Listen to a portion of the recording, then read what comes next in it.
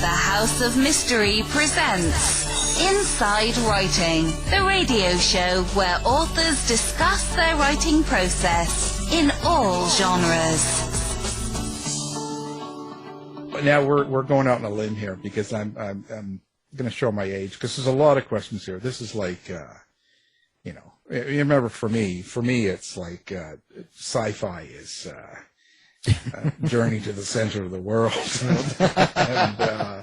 and Planet of the Apes and the Time Machine, and now there's all these new things out there, these newfangled things, and I have no idea really what they are. I mean, I kind of do, but I still haven't really got it down that good. So and now we've got an author that's I think he's written over 40 books, so he's crazy. and he works in this genre that's kind of interesting because I don't quite get what it is, but we're going to talk about that. We're going to talk about his new book, Core Establishment.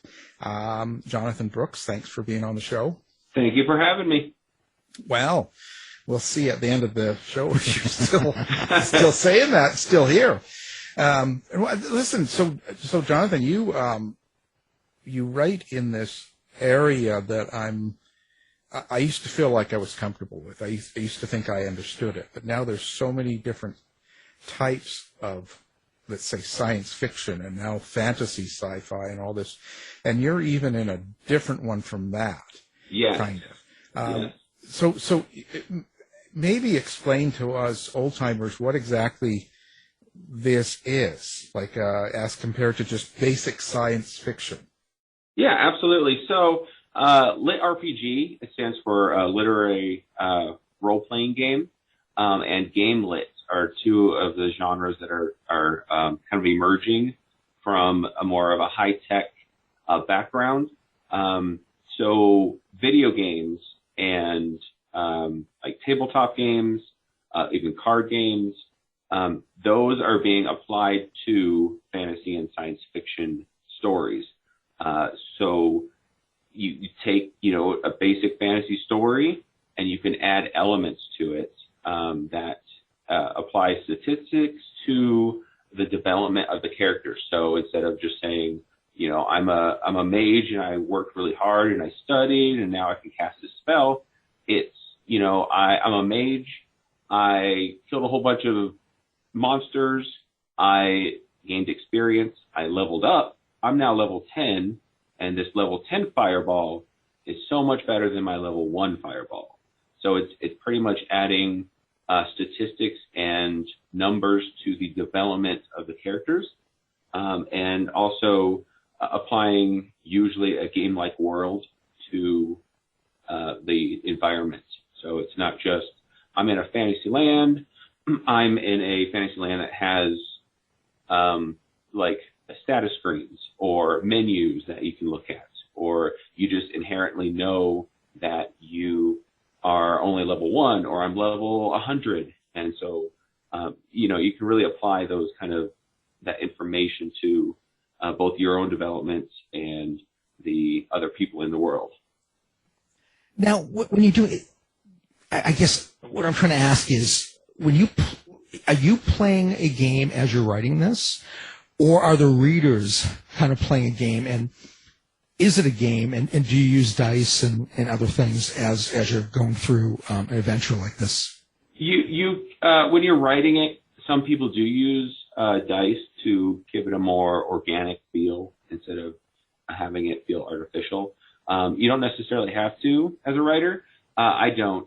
I make up my own mechanics and stuff like that. But the readers, they're almost like they're watching someone play a game. That's what it's kind of like. So if you've ever watched, like people doing stuff on YouTube, that's almost what it's like. If you've ever watched people, even sports on YouTube, it almost feels like you're part of the game when you're reading these stories. So it's a game in written form, basically. Yeah, pretty much.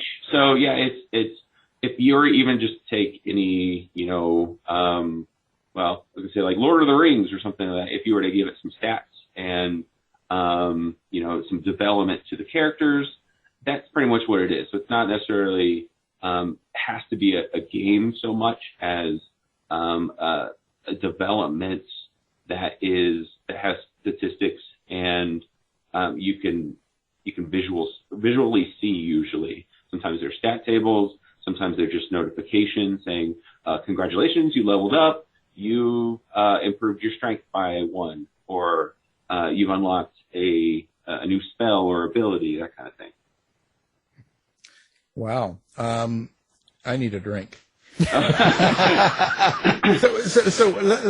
let me try to figure this out. So you are writing this book, and you are writing about the game that you've put yourself into.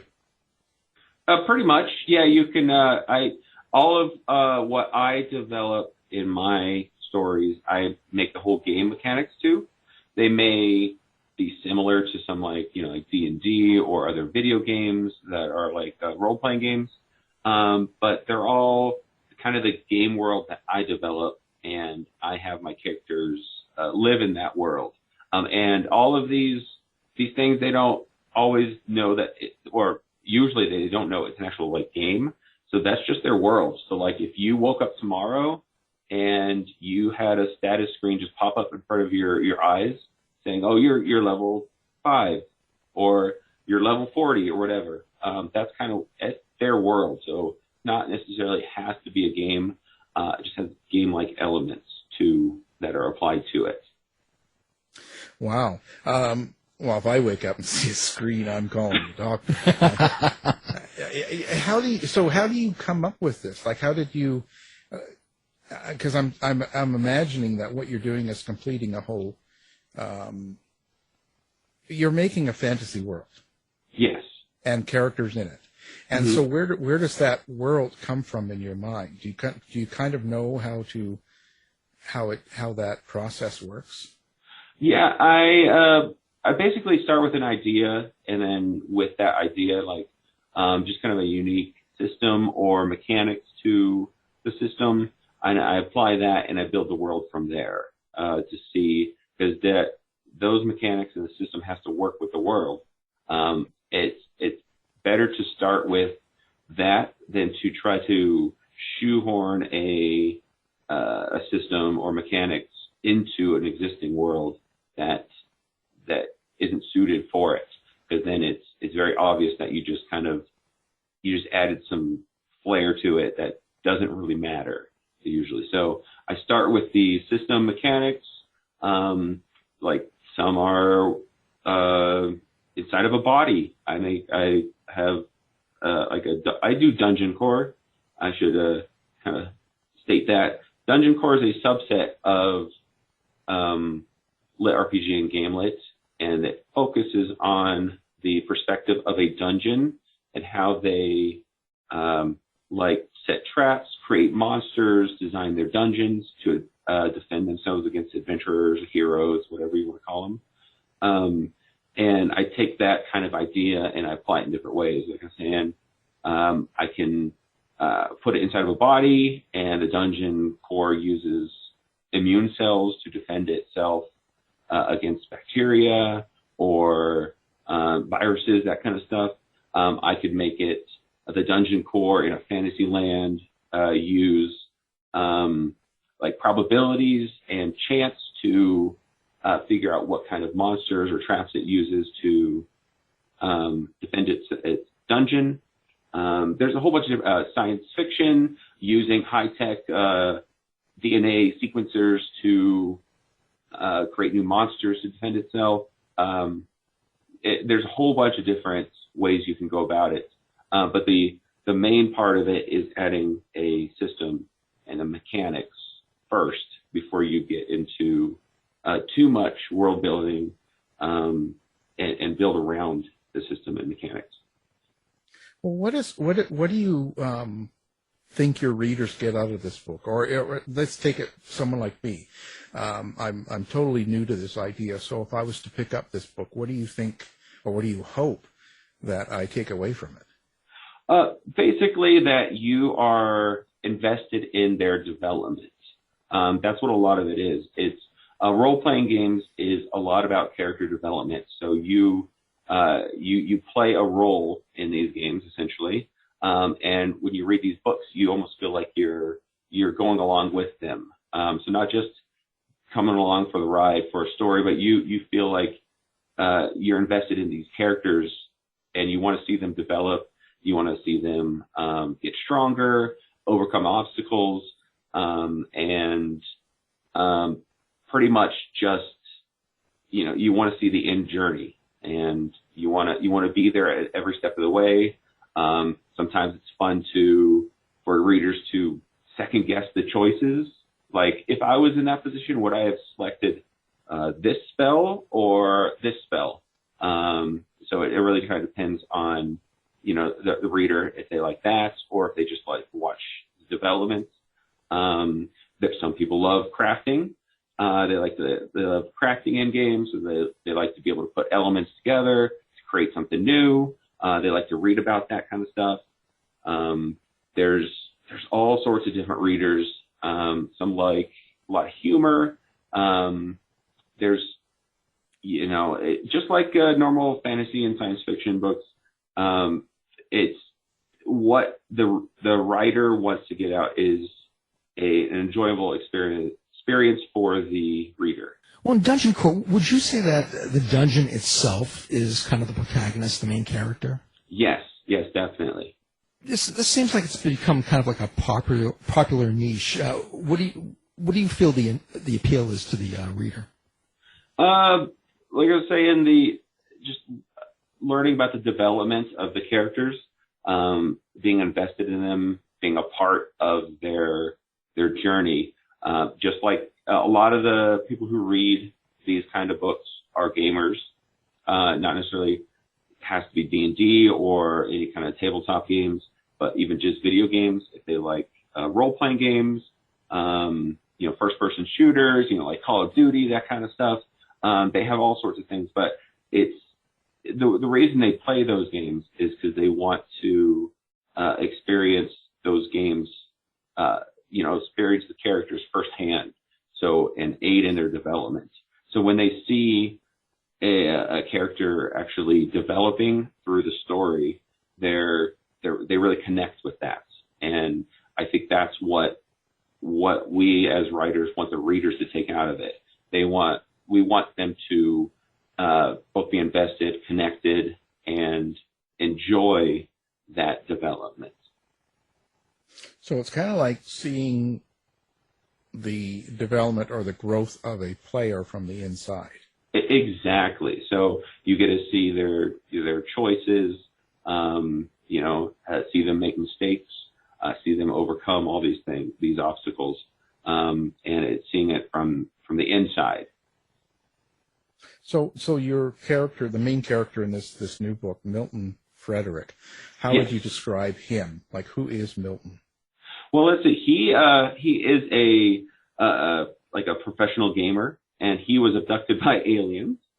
So these aliens, they abducted him in order to put him in a station core. What a station core is a high-tech dungeon core, essentially, that allows him to create just about anything he can think of using raw materials inside of his core. And they abducted him in order to defend themselves against another alien species that were attacking them. But they were not able to do it themselves because they were pacifists. They were able to defend themselves passively, but they needed some help from humans, essentially, in a station core. So that's why they abducted him. And he's kind of naive sometimes, but he learned to live with his new experience because his body was basically destroyed. His consciousness was implanted into the station core. So he's learned to develop through a lot of different trials. This is actually a continuation of my station core series, and this is starting to combine a lot of my other series together and kind of cross over different genres, because Station Cores is mainly sci-fi. It's got fantasy elements in it, but it's at its core, it's sci-fi, but I'm crossing over with some fantasy elements. So we've got high-tech particle accelerators and DNA, sequenced monsters, and then I'm going to combine it with magic and mana and, fantastical creatures like that. Well, you said they're pacifists, but they killed the guy basically, and yet they didn't probe him. So it sounds like passive aggressive to me. I know it does. I know it was their only way. They justified it by making him immortal, essentially, because he can't die unless he won't die of old age, I should say. So his consciousness is still there. So he's technically still there. So that's how they justified it. In their pacifistic nature. But he no longer has a body, so he didn't get one last probe before going. Nope. It's no fun. I know. So where did this come from for you? And I mean this, is this something you've always wanted to do, or kind of like, is this something you've been doing since you were a kid, or like how did it develop into what you do now? Well, I have, before I started writing in 2017. I had never written anything other than research papers for school, but I read a lot, like a ton.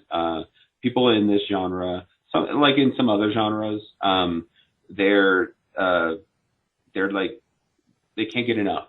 They can't get enough of these kinds of books. So just like that, I read a book a day, sometimes a book and a half a day. So every week I was going through 8, 9, 10 books, just going one after another. And eventually I stumbled upon Lit RPG in 2016, 2017, and then Dungeon Core, which really appealed to me. But there weren't that many books out there. And in 2017, I really wanted to read a book about a video game and characters in there with dungeon cores.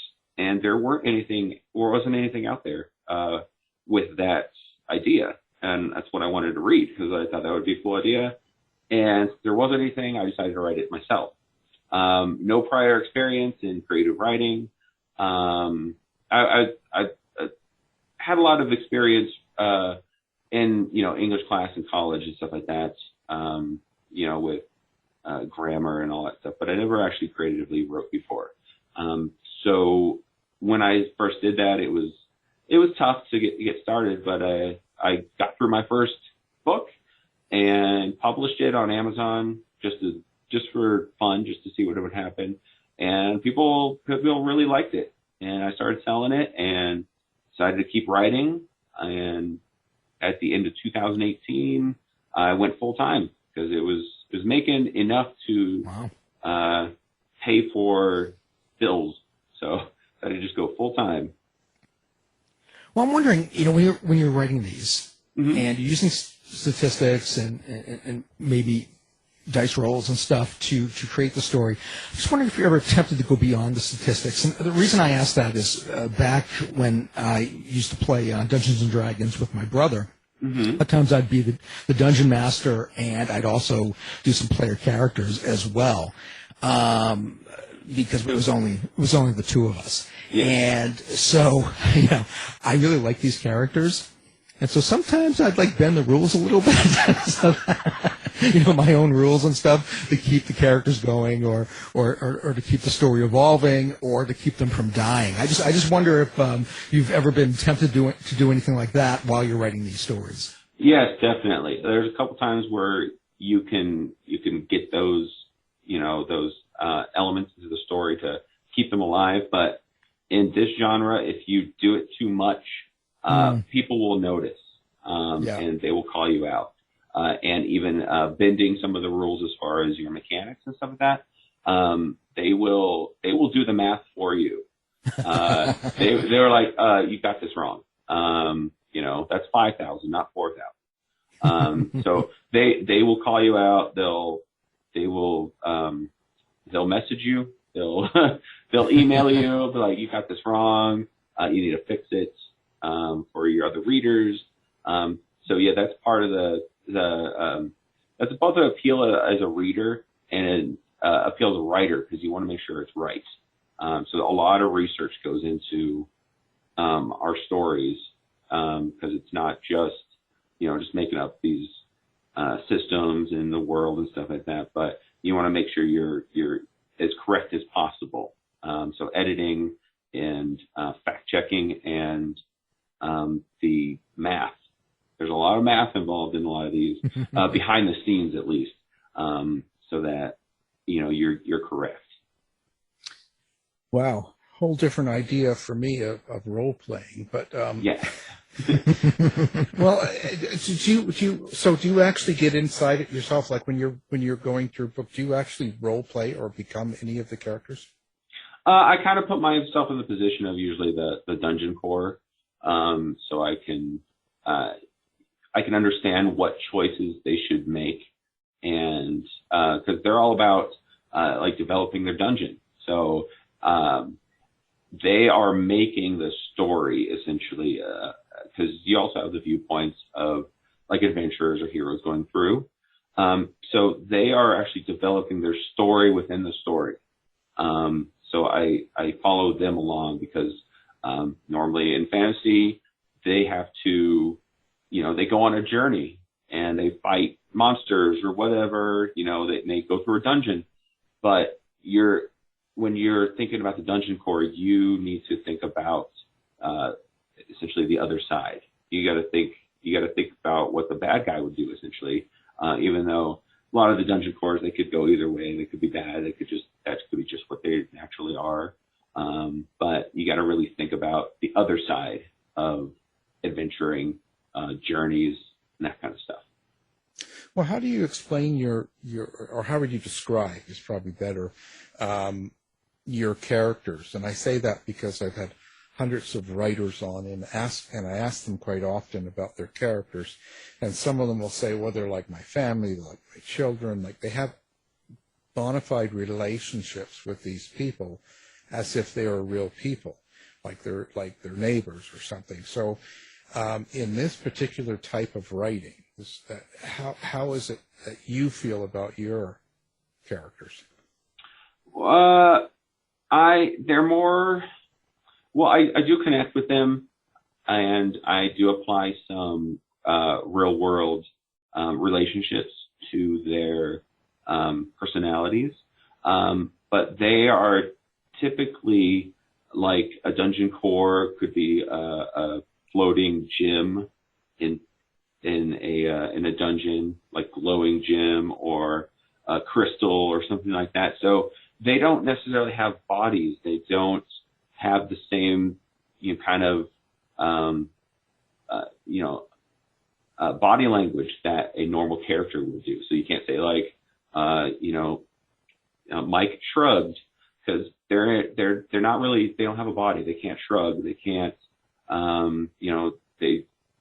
they don't have the same kind of physical appearance as normal characters. So you really have to give them personality through other means, and I kind of connect through those personalities more than their physical actions. So I try to connect that way as much as possible. Can you explain what is a dungeon core then for someone like me? You use it as a character, but how do you describe what a dungeon core is?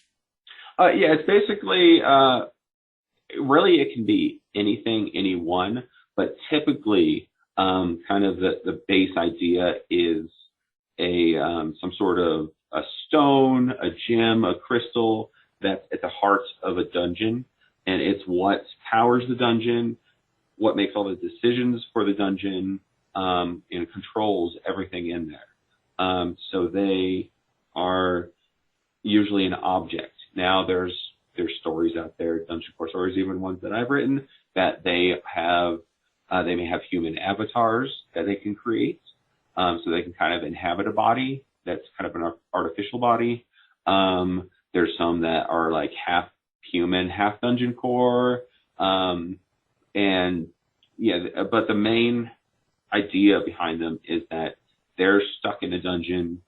They are like little gems, crystals, stones. There's a lot of different varieties, however you want to describe them. But they are the heart. They are the computer of the dungeon, essentially. They're the motherboard. The brain. The brain. There you go, Yeah. brain. No brain over here. And I think it's crazy. Now, if I'm right, so you've been writing 4 years and you've got 40 books behind you. Yes. So how long does it take you to write one of these books, and kind of what's your process? Or does it just come and you write it all out, or is it how does that work? Well, I usually start with planning, and it takes me about usually 2 or 3 days to really get out some of my ideas. I don't do too many outlines. I more just write some notes on kind of the points I want to hit. If I need to do any research, that'll go in those notes as well, and kind of figure out, kind of where I want the story to go. And then usually takes me about 4 weeks to write a book. And then I have a week of, editing and promotion and stuff like that once it's actually out. So about 5 to 6 weeks is what it takes me for each book to put it out. Some are a little bit less. I just did one in October that took me about 3 weeks, but it was only 80,000, almost about 90,000 words, whereas my typical books are usually about 120,000 words. Wow. So you just have at her. Yeah. Well, it must be kind of draining, but I could imagine. So are you able to just kind of like go, okay, well, I'm free tomorrow starting at 9, but I'm free till 4. So I'm just going to sit down and write, and you can just sit down and write, or do you have to wait for an idea to come to you?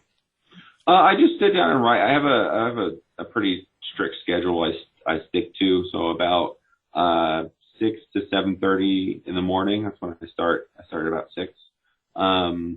I work on other like business matters, emails and ads and all that kind of stuff. And then from about 7:38 till about 3:30 is when I write. And then I usually do write when my daughter goes to bed.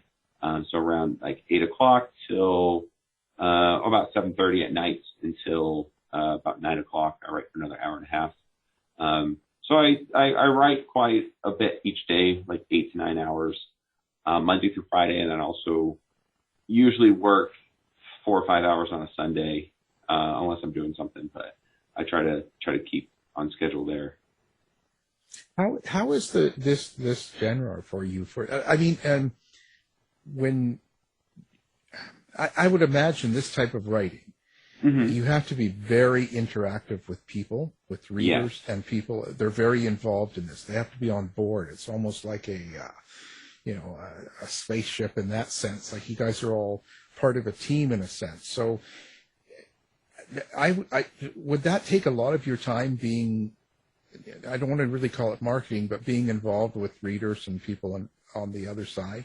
Absolutely. Yeah, it does take a lot of time. So that's why I usually stay involved, but not too involved while I'm writing a story. But when I have releases, like if I have an audiobook release, because sometimes ACX will just release it whenever it feels like. So whenever audiobook releases, I give out codes, and like those days are pretty much shot for writing. Because I'm interacting with fans on Facebook, on my newsletters, giving out some codes, on my Patreon. So there's a lot of interaction with the readers and fans and stuff like that. So, there's probably a week every 5 weeks where I'm not really writing. I'm doing other things. But it may interrupt my writing, like I said, when I have a surprise release. Of like an audiobook and stuff like that. So there's a lot to interact with everybody that's involved. How are you with reviewers then? Like with this modern day of publishing, like you kind of alluded to earlier, that someone can just get a hold of you pretty easily nowadays. Like they Yes. find you, get you a message or email or something. Mm-hmm. So do you ever find it that you get people that maybe not like what you do, or there's some sort of negative interactions with this modern world? Oh yeah, absolutely. There are people that hate my books. There are people that love my books. That like just about any books out there. There are people that hate some of the most popular books out there. So I think everybody's got it. But yeah, I've got emails. I've got messages on Facebook. You just gotta roll with it. It's tough at first as a new writer to roll with it, to shrug it off. But also if they have legitimate complaints, try to fix those. Like if it's something I can fix, like I said, if how I was saying, they'll point out things that are wrong in your books. So if I can fix it, I will. If it's something about my writing ability, I will try to fix that in the future, as far as possibly changing a little bit of the way I write to make it flow better. Constructive criticism is great. Some people go a little farther than that, and that's just the world, unfortunately. But you try to adapt and take it as it is. Bad reviews, at first, they're crushing. They're like, I can't believe they gave me a 1-star, and they said that, about me or my book, whatever. If there's, like I said, legitimate complaints, then something I'll look into fixing in the future or at the time. But just hunt them down and kill them. Well, sometimes you feel like that, but it's more you just have to roll with it. Just ignore it for the most part if it's not something that they like, where they say, I really don't like the way he writes. I didn't finish his book. Like, there's not much you can do about that. If there's plenty of people who really love it, then there's going to be some people that don't.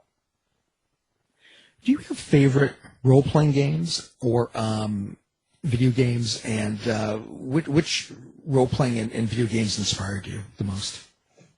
Probably Skyrim, and that's probably my favorite still, even though it came out like 10 years ago. That's probably my favorite role-playing game that kind of inspired a lot of kind of ideas, but also games that old school Nintendo and Super Nintendo RPG games. Final Fantasy comes to mind. A lot of those kind of games that had some great systems to them kind of inspired me. I also probably inspired a bit from Magic the Gathering card game. That was always enjoyable. Just a lot of different elements from everything. Even first-person shooters, those ones can apply a little bit to development and character, driven stories, stuff like that. And I see that this it's under a category about teen and young adult space operas. So first of all, I guess it's this is a book that anybody at pretty much any age can read. Yes. Most of my books don't have any language or very sparse language in some of my books. My Station Course series, the first 2 books, there's a little bit of language, mainly from one character that has a potty mouth. But I don't have any sexual content. I don't have any, like I said, most of my books don't have very much language, like foul language to, for kids to read. There's violence. So I'd say, young teens and up, so 13 and up probably is the best, age range, 13 and to adults. I've tried to do, kind of sexual content or like the foul language. I actually had to tone it down because it was too much, and it didn't work out for me. So I kind of went the other route of having it cleaner as far as those kind of restrictions, and I don't think it works for the way I write. So I try to keep it, Yeah, it has to fit. Like it has Exactly. to feel right. It has to feel comfortable. I mean, it fits in certain situations. But being a space opera, so is there might be no sex, but is there love involved? Yes, there's some relationships forming, especially in this book, between some two different cores. So Milton and a different core that he meets along the way. So yeah, there's relationships, but I don't have any actual sex and those kind of things in my books anymore. Well, that could be a special edition. Oh yes, yeah, absolutely. I mean, you got the no probing, and the planet's called Proctus. I mean, Yes, yeah, I know. that sounds like something I'd write. Come on. Yeah, mean, I know you could make an argument for that, but yeah, I don't really have any actual explicit content. Yeah, well, it's probably not the main theme, right? It's not. It's not what you're trying to get across, and there's no advantage to it. So yes. It'd be just gratuitous and attracting people that wouldn't probably like the rest of the book. Exactly, it'd be out of place. Yeah, splits the audience, so to speak. Yeah. When you get in, so when you're planning to write something like this, and I see this like these series you've got, like the Station Core series, right? This is a continuation. Yeah. So in your mind, when you write the very first book in a series, do you have it mapped out to go 10 or 12 books? Do you have sort of an idea of it going quite a long ways, or are you doing it just as a one-off and then it just happens that you want to continue it then at the time? Well, I know that it's going to be a series, but I don't usually know how many it's going to be. I usually have my starting point, and then I have an end point where I want it to get to. But I don't know if it's going to be 3, 4, 5, 6 books. I usually try not to go past that. Series fatigue can be a killer in this genre. So there are some books that can go 10, 15 books, but typically anything longer than 6, 8 books is they're either really, really popular, or there's something special about them. Like they could be a lot shorter than normal books in this genre. So I try not to go past about 5 or 6. Hmm. So where do you see yourself going with this now that it's kind of caught on and you're making enough to pay the water bill? Where do you think where do you want to see it go? Well, I'd like to see more development in the Dungeon Core community. There's the Lit RPG and Game Lit community it's getting fairly large, which is awesome. There are more Dungeon Core authors out there than there used to be, but I want to keep seeing it expand, improve, and I love reading Dungeon Core still. So I want other people to write it so I can read it, essentially. So I also want to expand more into strictly Lit RPG books instead of some Dungeon Core. That'll probably be in the future. I have one series that is Lit RPG only, not Dungeon Core, and I enjoyed writing it. That I wrote a couple of years ago, and I want to get back to that probably as well, in addition to Dungeon Core that I'm writing.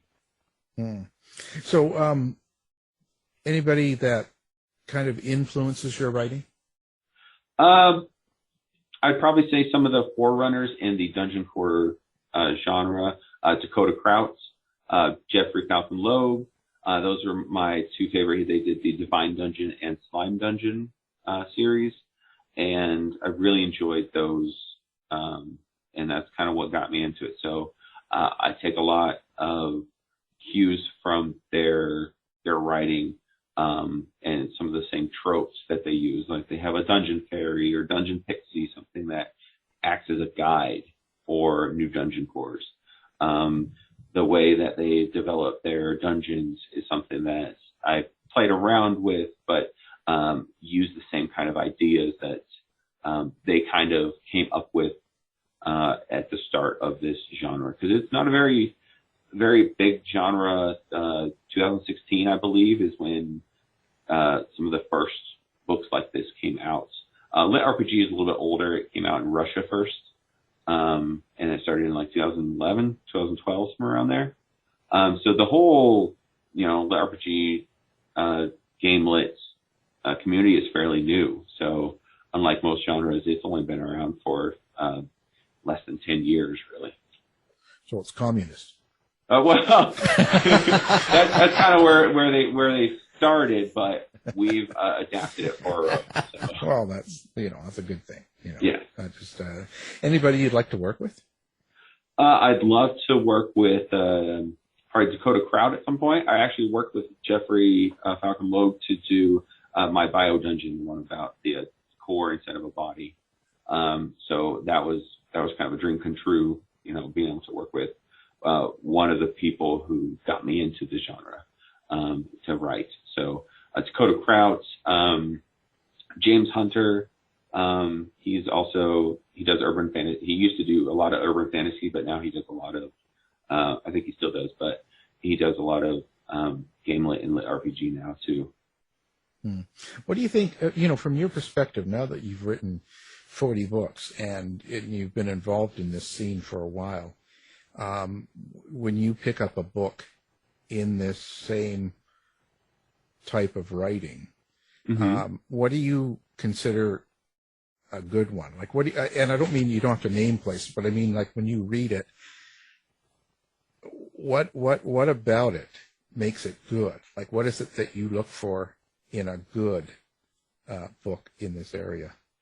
I like detail. So I like details about how the dungeons are constructed, about how they develop their traps and monsters and any other elements to their dungeon. There are some they're great stories. I don't enjoy them as much if they just say, the dungeon core just built these 4 rooms and filled them with traps, and they don't explain that. So I like a lot of detail. The rest of the story might be great if it doesn't have that detail. But I like to dig in. I like to learn about their decisions and how they use their mana, their power, whatever you want to call it, to actually affect those changes in their dungeons. I like to see their thought processes and why they created all of these different elements to their dungeon, instead of just a page or two of I created this room, filled it with these monsters that I just happen to have access to, instead of actually starting from the beginning and going through each step. Sometimes it can get a little detailed, and I actually like that. Some people don't, but like in my books, I detail a lot of that kind of stuff. So it's what I like to read, and some of the like I said, the forerunners in the genre had those kind of details, and I loved it, and that's why I got into it myself. Well, thinking about video games, I'm wondering what your thoughts are on this, on modern video games versus the retro video games. I find that the retro had just like a longer shelf life, and I tended to like it better because it didn't have they just didn't have the graphics, they didn't have the cutscenes and all of that stuff. I was just wondering what your thoughts were on that. Well, so modern versus retro games, I grew up playing them a lot. So the things about those were you usually didn't have a lot of choice. So a lot of those times, eventually they'd come out with more games, but you usually sat with the game for hours and hours and hours trying to perfect it or, do better and stuff like that. There are still games out there that are modern like that, but, as a kid, teenagers, I used to just spend hours or days on a single game, playing it over and over. It could be the same level over and over. It was fun to improve yourself. Now it's more of an experience. So modern games, they're all into the story, they're into the graphics. It's an experience rather than something to challenge yourself. There's some challenges, of course, but I think it's more of an experience that, like watching a movie almost. So once you play through it, you've experienced the story, you've seen the graphics, and once you do that, you beat the game and you're kind of done with it. There's not a lot of replay value in a lot of games. There are some that, like Skyrim, I could play that, even though I've been playing it for 10 years, I could play that over and over, another couple hours each day if I really wanted to, and still have fun, because it has a large world. It's got a lot of replay value. But some games, they're awesome for the 20, 30 hours it takes for you to get through them. But it may not have the same replayability to go through it again. And that's kind of what I think is missing in some games in the modern age compared to the retro games. Wow. So now, how do you like people to get a hold of you? What's your favorite way of communicating with readers and fans? Facebook probably is my best way. So either like personally, my page, or I have Dungeon Core by Jonathan Brooks page. So that's probably the best way. Emails. Do you have a website, or I don't have a website. I just have a Patreon, and then I just have my author page on Amazon. Okay, we'll make sure we link that up with our site. Awesome. Listeners can find you and stuff like that. And Tinder, Grindr, anything like that? No, unfortunately, no. Well, I mean, gotta stay up on these things. Yes, I gotta make sure. I mean, this is you got a dungeon and everything there. So that's true. You never know what's going on here. I want to find out. Well, how was the last couple years for you? I mean, this is kind of a different type of writing. So do you just like the COVID and all this unrest in the States and all this stuff going on, does it sort of affect you in your writing? It didn't really affect me too much. You saw like sales fluctuate, like when it first started, the pandemic. Then sales were actually kind of high because people were staying home, they were going to read, and then it's fluctuated from there. But as far as personally, I don't have to. I don't have to go out to work, so I could work from home. So that didn't really matter too much to me.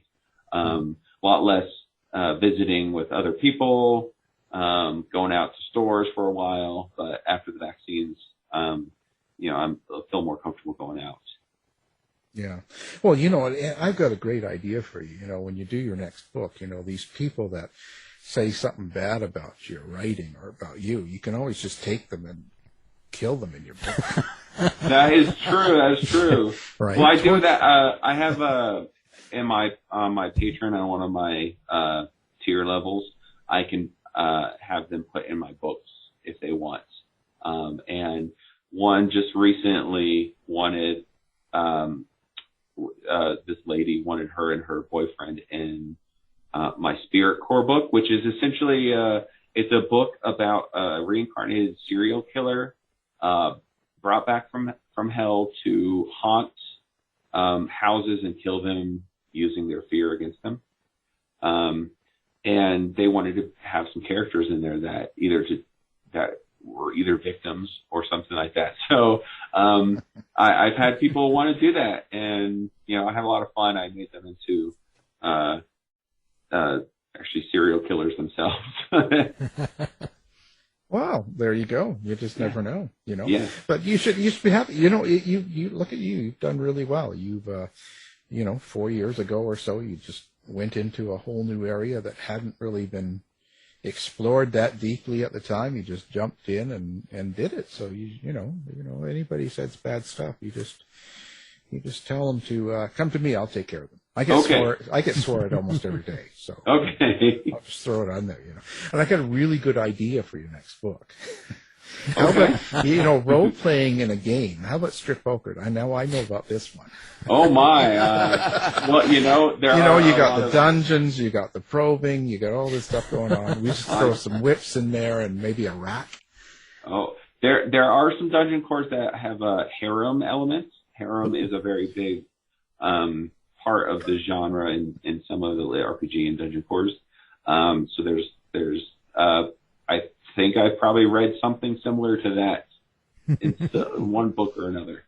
Wow! Wow! There you go, Al. See, there's all sorts of things you find out in this show. Yes. Don't get this anywhere else. Well, it's been really good having you, and I'm glad you're doing well, and hopefully it continues. Oh, thank you. Yes. Now the new book, of course, is called Core Establishment, and it's by our guest, the author, Jonathan Brooks. Thank you for being on the show. Thank you. Thank you for having me. Thanks, Jonathan. Tired of wasting time trying to decide what to watch on your streaming service? Go to our website and look for the Martino movie reviews. To find out more about our show, guests, or to listen to past shows from our archive, please go to www.houseofmysteryradio.com. Show's over for now. Was it as good for you as it was for me? Well, good night. This has been a production of Something Weird Media. I'll be back.